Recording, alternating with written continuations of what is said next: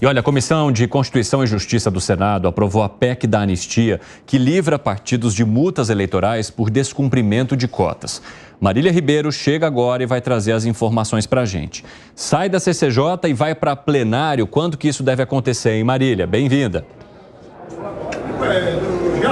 Oi, Evandro, muito obrigada. Boa tarde a você e todo mundo que está nos acompanhando aqui no 3 em 1. É exatamente isso. Com essa aprovação lá na Comissão de Constituição e Justiça do Senado Federal, agora esse texto segue para apreciação aqui do plenário do Senado Federal. Para que ele seja aprovado, são necessários pelo menos 49 votos favoráveis. E a intenção dos parlamentares é que eles estão pressionando para que essa votação aconteça antes das eleições municipais, que acontecem agora em outubro. Mas é importante também a gente relembrar, Evandro, que essa semana de agosto e a 1ª de setembro, ela é de esforço concentrado. Então, os parlamentares, eles devem comparecer de forma presencial aqui. Então, o que deve acontecer é que essa votação aconteça de fato mesmo só a partir de setembro. O senador Marcelo Castro, ele que é o relator dessa proposta, ele disse o seguinte, Evandro, durante essa apreciação lá na Comissão de Constituição e Justiça, que a PEC que revoga a determinação de que negros e pardos devem receber verba eleitoral de forma proporcional ao número de candidatos. Ela também concede perdão a irregularidades e ainda cria um programa de refinanciamento de débitos dos atuais 29 partidos políticos. Ela não é negativa e nós separamos esse trecho para ouvir agora. E essa PEC está anistiando esses recursos que deveriam ter sido gastos e não foram gastos? Não.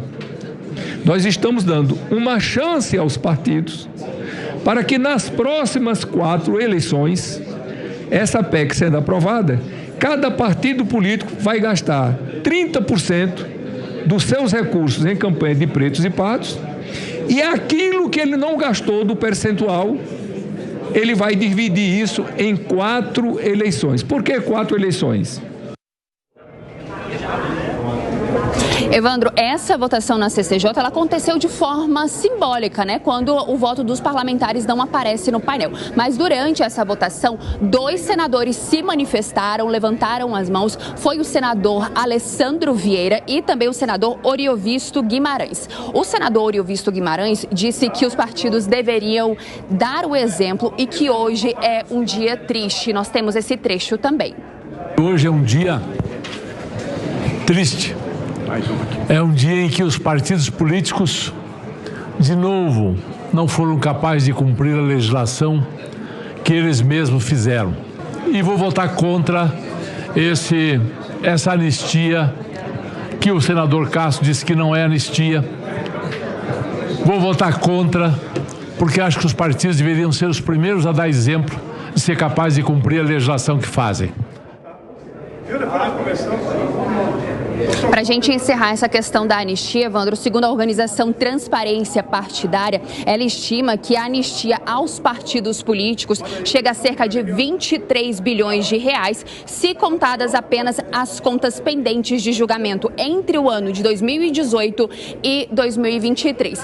Para encerrarmos e finalizarmos essa questão da Comissão de Constituição e Justiça, lá também estava prevista a votação da proposta de emenda à Constituição, que dá autonomia financeira e orçamentária ao Banco Central. Acontece que não teve acordo entre o Senado e o governo e, mais uma vez, o governo pediu que ela fosse adiada. Então, agora, essa votação, a gente não sabe quando é que ela vai acontecer, já que essas reuniões da Comissão de Constituição e Justiça ficou acertada que essa PEC do Banco Central, ela só deve retornar à pauta em sessão presencial. Evandro. Muito obrigado pelas informações, Marília. A gente vai se falando ao longo da edição aqui do 3 em 1.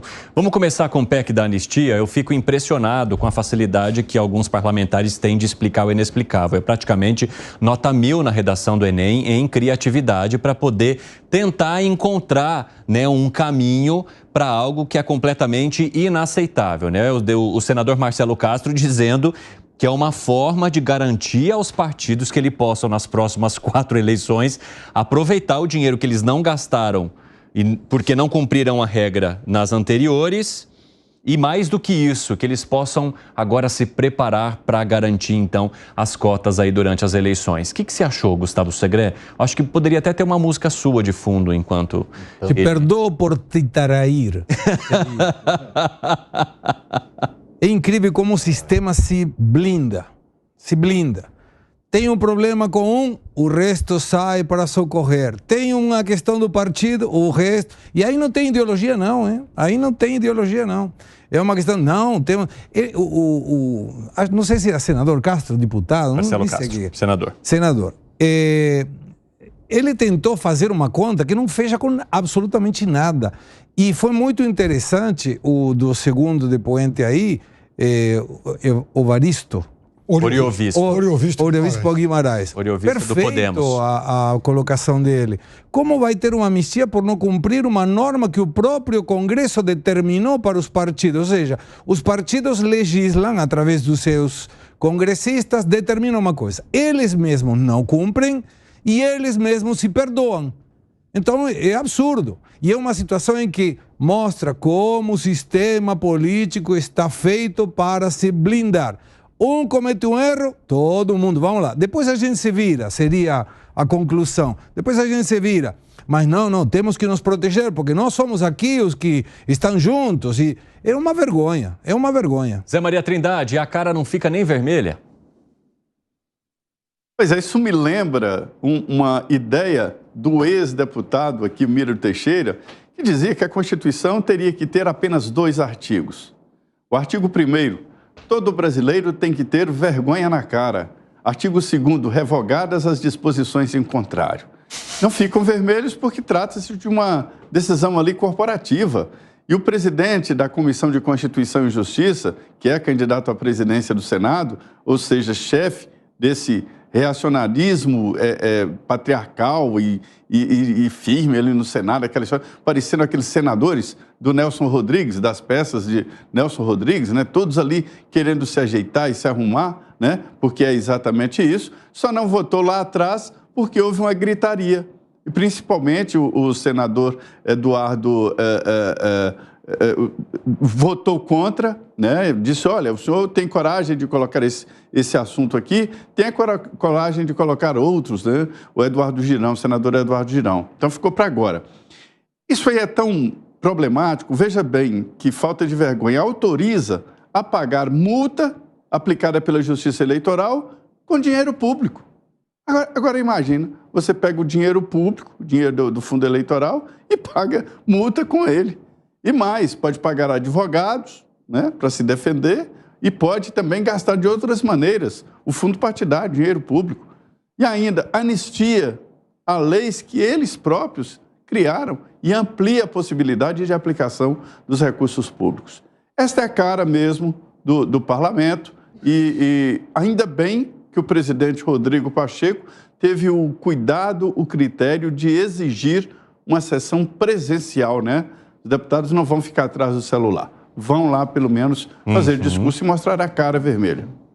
E aí, Fábio Piperno? Surpresa zero, né? Eu espero muita coisa do parlamento brasileiro. Estou até ficando chato, porque eu repito isso quase que diariamente aqui. É muito previsível, Piperno? Claro que sim. Para a parte negativa? Lógico. Se tem alguma coisa ruim, vai ter apoio. Então, vejam. Por exemplo, o senador Marcelo Castro, ele é o relator daquele novo Código Eleitoral que eu já critiquei aqui bilhões de vezes, que pretende implantar algumas barbaridades aqui no Brasil, né? Então, e eu sempre disse que parece que eles não têm mais o que fazer, porque, inclusive, é um código que tem 600, 700 artigos, é uma montanha de coisas que certamente não vão melhorar em nada a vida do brasileiro, e principalmente do eleitor brasileiro. E aí, então, ele vem com essa espécie de crediário aí, esse crediário eleitoral, né?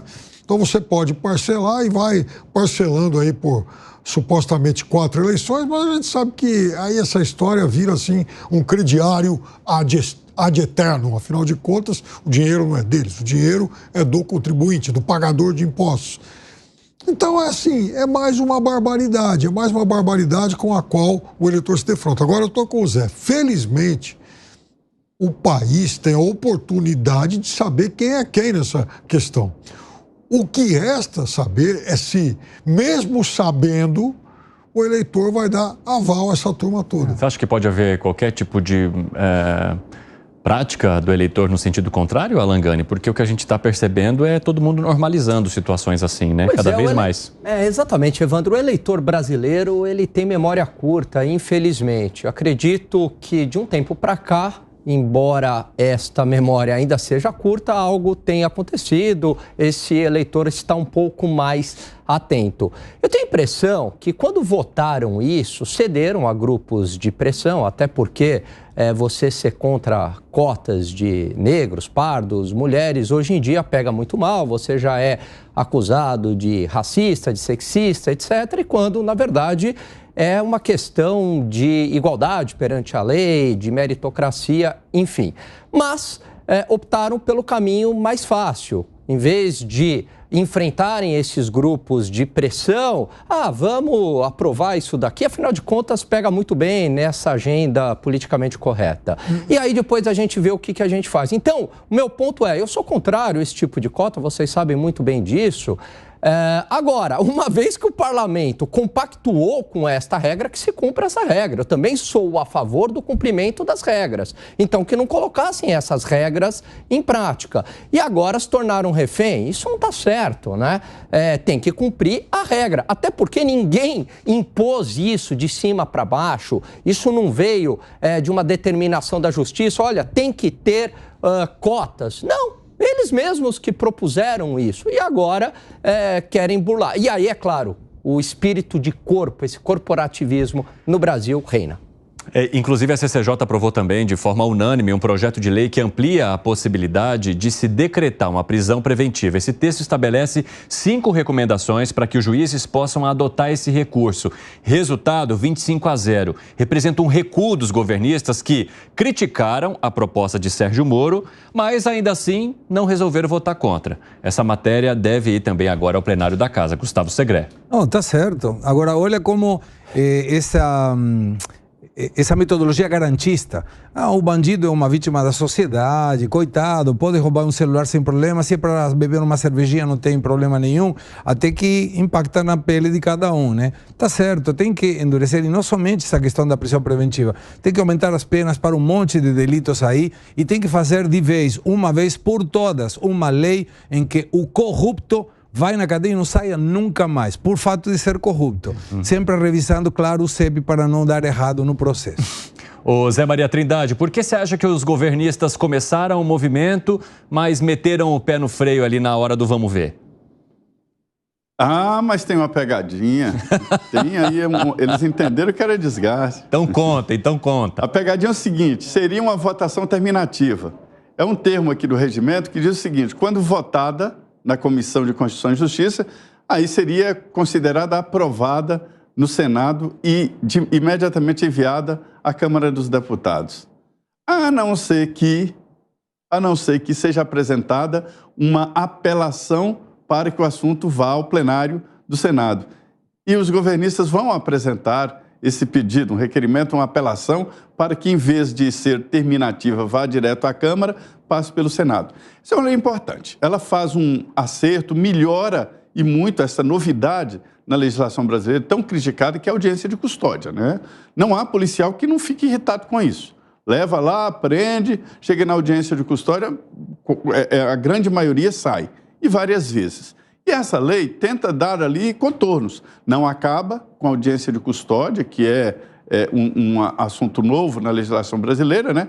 A exigência de que alguém preso passe por um juiz, para o juiz perguntar, e aí, por que você foi preso? Qual é a circunstância? Você foi maltratado? É a conversa, né? Mas a maioria é liberada. E essa lei diz o seguinte, por exemplo, quem é um criminoso contumaz, ou seja, se ele tem antecedentes, se ele pode fugir, aí o juiz não pode, é obrigado a manter a prisão, transformar a prisão temporária em prisão preventiva. Então é uma boa lei, mas tem essa pegadinha, os governistas decidiram apelar ao plenário.